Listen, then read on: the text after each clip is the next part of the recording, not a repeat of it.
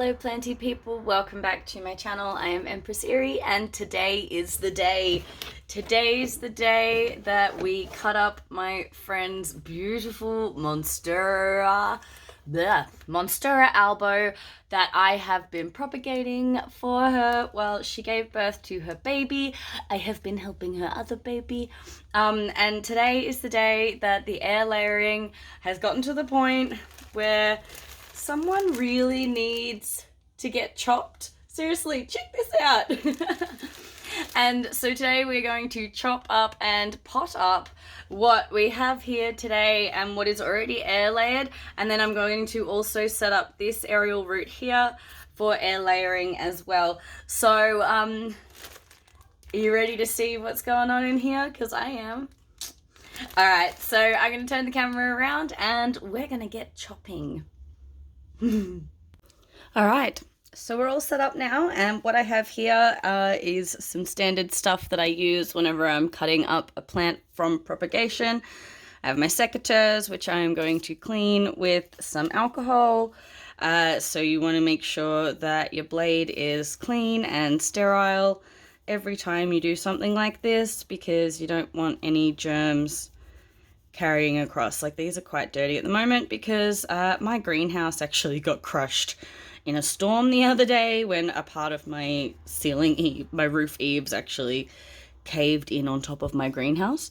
And so, I mean, everything's fine. We're fine. Everything's fine. There was no leak in the house and everything will be fixed. It's all fine. But my greenhouse is not fine. And some of my succulent propagations are not fine. And as you can see, my secateurs are filthy. But otherwise, you know, no one was hurt, wasn't asbestos, like, you know, as far as a giant part of your roof eaves collapsing goes, we got off pretty well. However, yes, my secateurs were filthy. But now they're all clean and sterile, so we've sterilized those. And then I have my cinnamon powder to put on the wound once we've cut it, because it acts as antifungal. All right. So let's move the baby under the camera. I hope that the angle's going to show this well enough. Can I raise it up higher?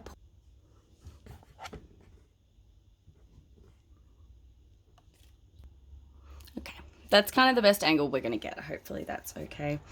All right, so here she is, the big beautiful mummy.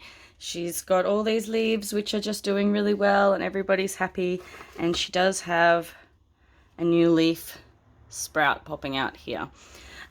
What we're going to do now is we're going to unpack these root systems, and we're going to try and pull as much moss off we can carefully, and then I'm going to cut the plant up into plants where these root systems are ready to go. All right, so these have been in here now for, well, I'll put the date on the screen as to when we packed these up, because I honestly cannot remember. So that'll tell you how long it's been since we've done this. And so these have been on, if you haven't watched the previous videos, these have been on a heat mat and a timer with a grow light above it with the window. So they've been on a nice warm heat mat overnight to make sure that the root systems stay nice and toasty. Okay, so first things first, let's start unpacking some things. Now, I'd probably normally cut these before opening the bags up, but because we're doing this on video, I want to show you how well these root systems have done.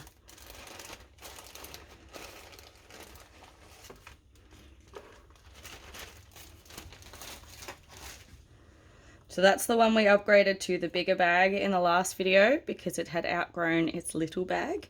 This is the longest root that had the big twist in the middle.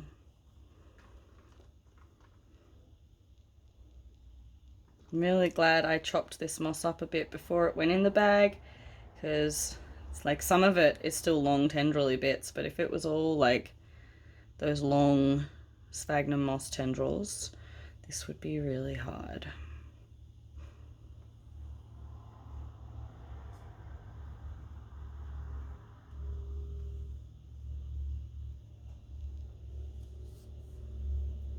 Okay, we're going to put it on some time lapse, shall we?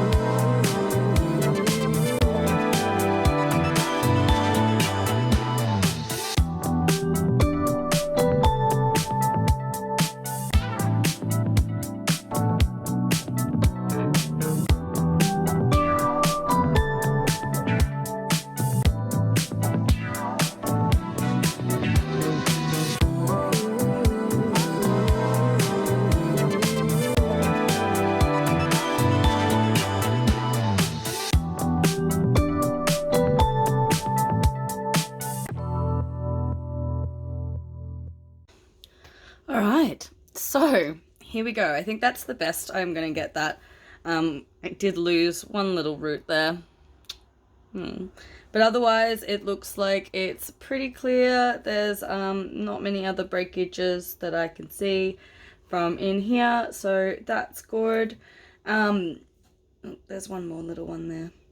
Now, the reason that I've gone through and taken all of them, as much as I can, of the moss off the roots here, and because when I pot it up, I don't want there to be something that's going to be inconsistent in the watering, and so a big lump of sphagnum moss in the middle of the pot is just going to cause rot issues, or could cause rot issues because of inconsistent watering and things later on. And considering that some of these are going to be for sale, I don't want to cause any issues later on, so we want to make sure that the entire root system is in the same sort of situation.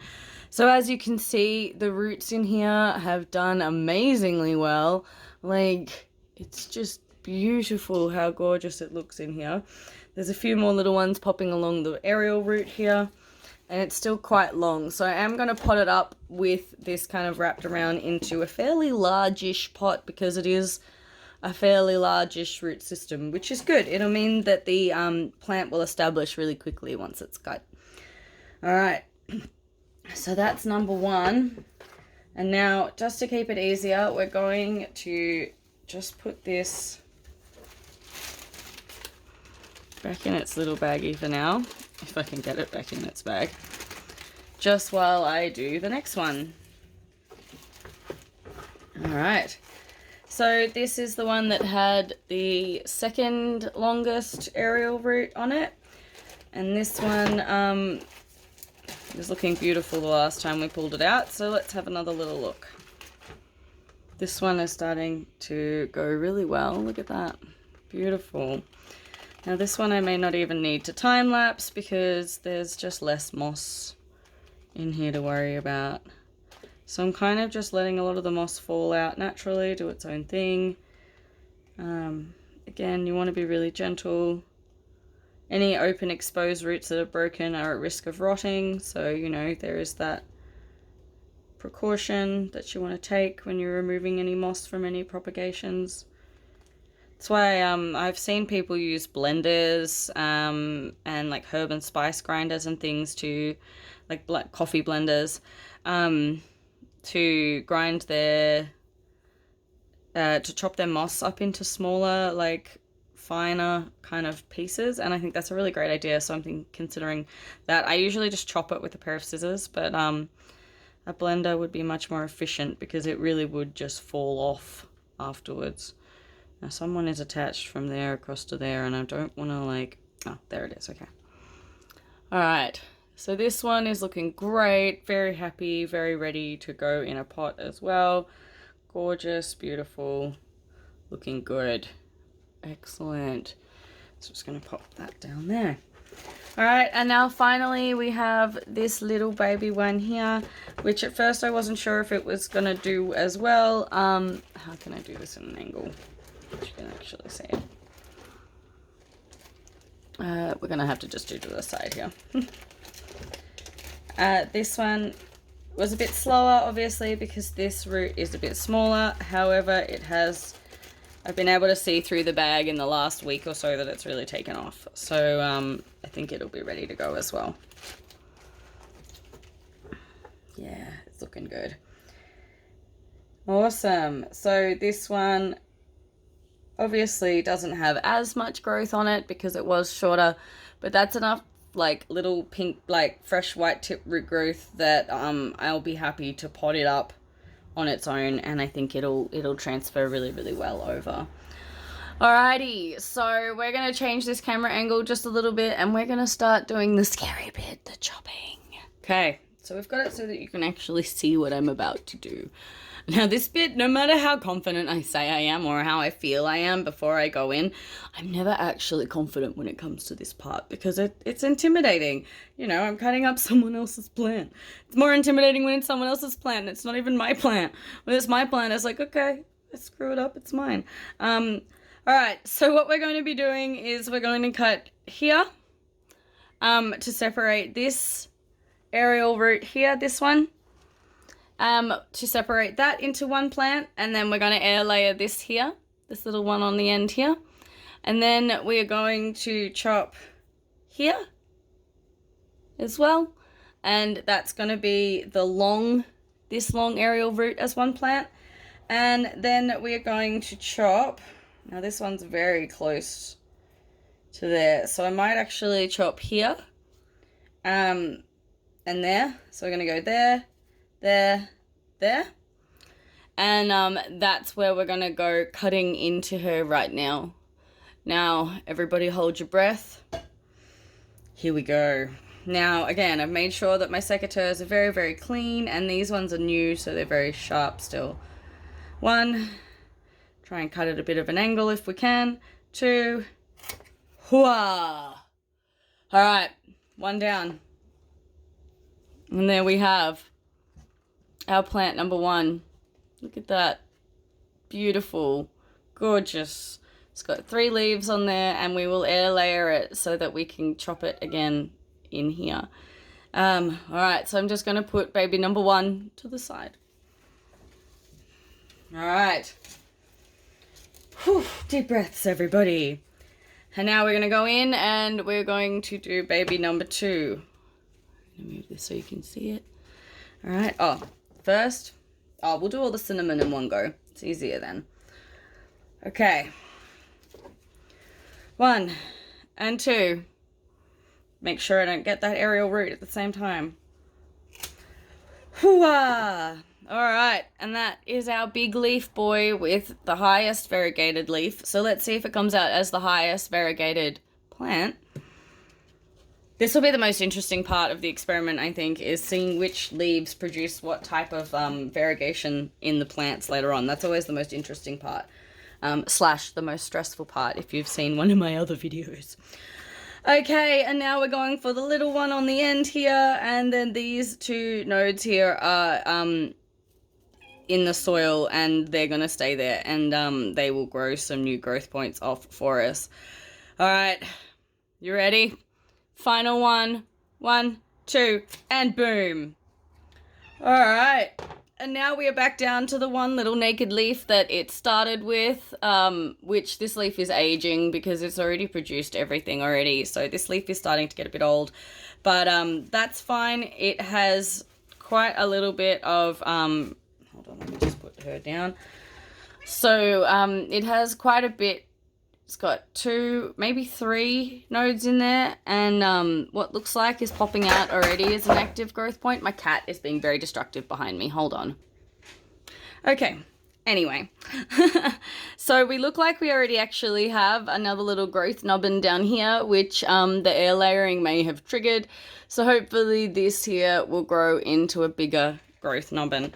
And then here we have our other little bubba. Looking cute. All right, so now we're going to go in with the cinnamon, and all of these raw cuts, I'm going to just sprinkle some cinnamon on the end. Now, as I mentioned earlier, this is a natural antifungal, so it can help stop these ends from rotting. There are a few ways to treat an open wound of a cut that you've made. Like, there's some special waxes and seals that you can buy. But I like to just do this and then let the wound heal over naturally. It's always worked for me and for a lot of other people that I have spoken to and observed as well.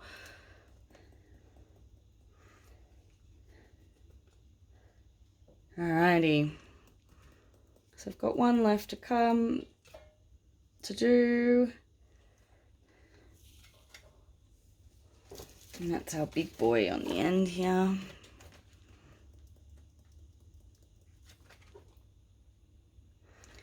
Okay, so this is now our mummy plant that we will observe and see how she goes. It also needs a repot at some point soon, but given how stressful that cut was, I am not going to repot it yet. I want it to just kind of re-establish some growth before I go traumatizing it by repotting it. Because, I mean, would you want to have major surgery and then move house in the same week? I don't think so, right? Because that's basically the equivalent of the trauma that it's just gone through. So here we have this one, and then we have the other one. All right, so they're all cinnamoned up now, and let's take a little bit of a look. I'll just clean the space, and then we'll have a little bit of a look of all three of them. Okay, so we're at a bit of a strange angle, but it's the best way I could kind of get to show you all of them and kind of one go, really. So yeah, we have our first baby here, which has some beautiful variegation, and again, we're going to be air layering this aerial root here. And so baby number one, isn't it pretty? Okay. And then we have baby number two, which had the biggest root system of all of them because it had that really, really long aerial root. So it's that one there with the beautiful leaf and that massive, look at all those roots. It's wild. Just wild. Beautiful. That one. And then we have our third little baby from the end. All right, so what I'm going to do now is I'm going to pop you on time lapse, and I am going to pot these up into some pots. The one with the biggest root system is going to go into a large clear pot, and the little two ones, unfortunately, I don't have any small clear grow pots at the moment. I only have black plastic grow pots, so unfortunately I'm going to have to put two of them into that. But that's just is what it is, unfortunately. I tried to buy some and they only had big ones, and even then there was someone there clearing like the entire shelf out, and I only managed to get two of the big clear pots anyway. And I've been trying to find them online for a reasonable price, but it's just not practical. Alright, so I'm going to do that, and what I have here is I have my bucket of pre-mixed aroid mix that I've mixed myself. What is in this mix is cocoa core, perlite, orchid bark, charcoal. Yeah, there's a whole bunch of different things. I have a link to my soil video in the description, and that will show you the entire ingredients list and the approximate proportions that I mix this at, and that is in the description. If you haven't seen my soil video, go check it out. A lot of people say they found it very, very helpful. So I'm going to be potting these babies up into this mix, into appropriate pots that are the right sizes for them. So let's get on some time lapse and we'll get on with that.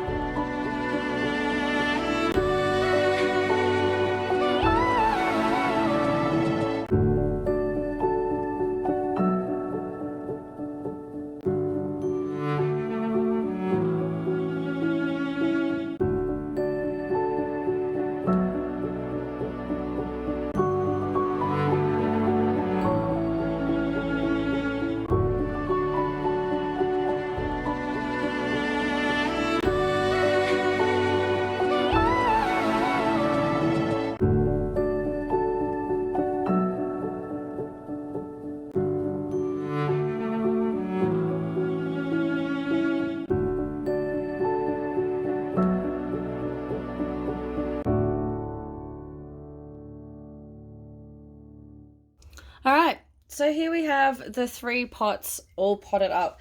Now, this pot is a bit bigger than I wanted it to be, which is why I haven't filled it all the way to the top, because that is the large root system, but thankfully it is a clear pot, which means I can keep a really good eye on the moisture levels and keeping a good eye on the roots and make sure they're doing okay. And it was quite a large root system, so even though that's over potted a little bit, that's why I haven't filled it all the way to the top. Like, there is nearly like that much worth of space between there and there, so that's going to help the fact that that's a little bit over pot. And then I've got some plastic stakes here that I'm going to stake them all up with so that they have stability. One really important thing that I wanted to note is that you might notice that I have not put any of them very close to the bottom of the soil. That's because these are raw cuts and I really don't want them to rot at all.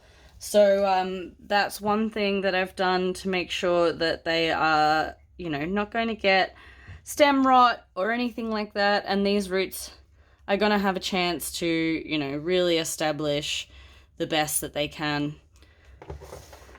So after I've staked these up, I will take them outside and give them a nice deep watering with Eco Seaweed, which is a mix-it-yourself seaweed solution, very similar to sea salt and those other sort of seaweed tonics. You know, these sort of tonics are very, very helpful when it comes to repotting and trauma shock, like when it comes to cutting a plant up. And so sea salt, and if you have anything of those sort of products, are very, very helpful when it comes to transplant shock and root shock, and act as a really good root tonic.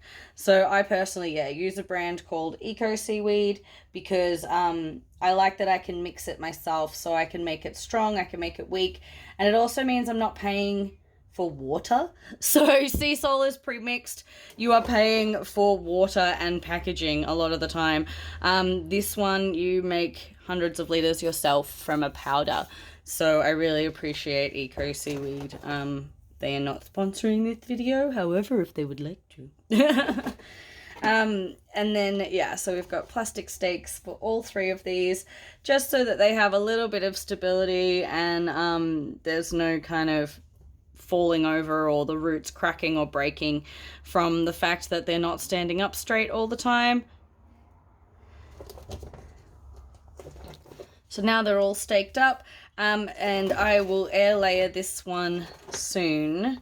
That's a little bit higher up than I did want to plant it. However, she'll be fine. Put a little bit more soil on there.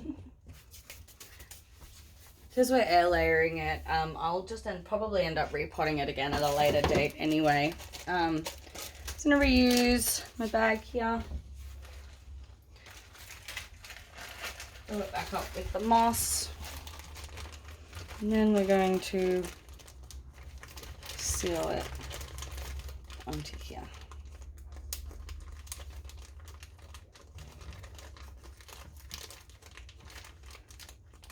And we're going to start that whole air layering process again with this plant.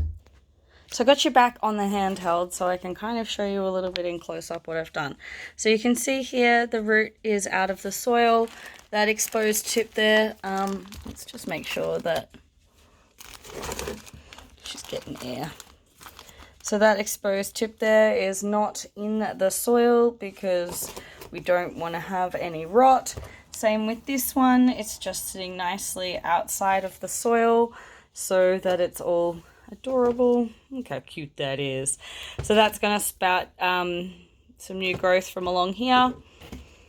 And then this one here is the same. Now this is the big one with the beautiful, beautiful leaf. Now hopefully they all establish really, really well. I'm very excited for what's going to happen.